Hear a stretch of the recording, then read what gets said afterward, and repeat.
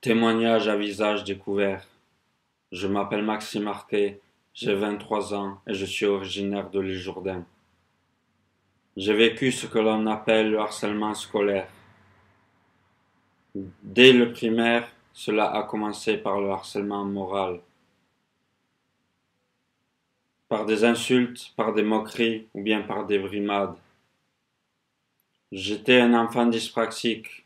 C'est un handicap qui altère les capacités motrices.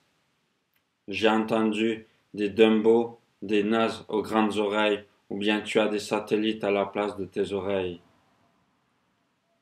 J'ai tout de suite compris que dans ce pays, la différence fait tache.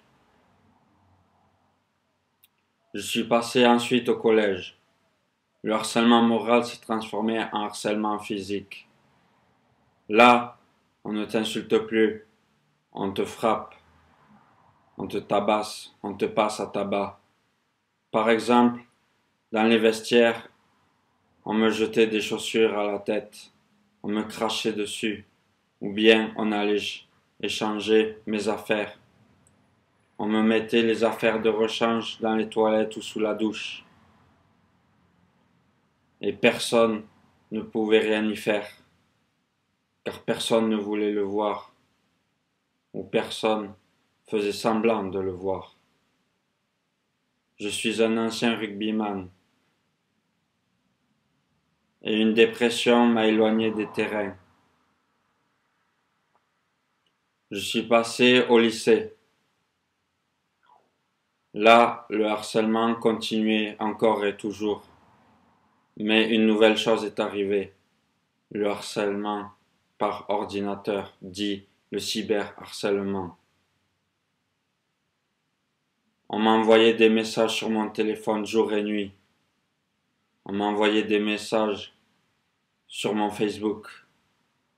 On m'identifiait sur des photos alors que je n'avais même pas donné mon accord.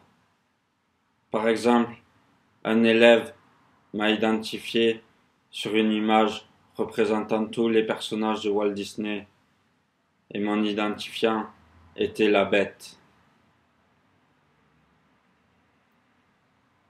J'ai subi une dépression.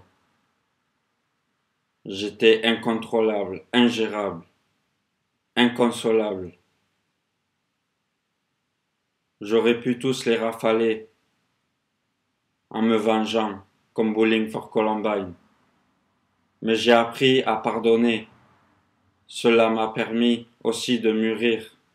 Cette période de ma vie, je ne la rejette pas, je l'assume totalement, je n'ai pas honte de elle. Cela m'a permis d'être une meilleure personne.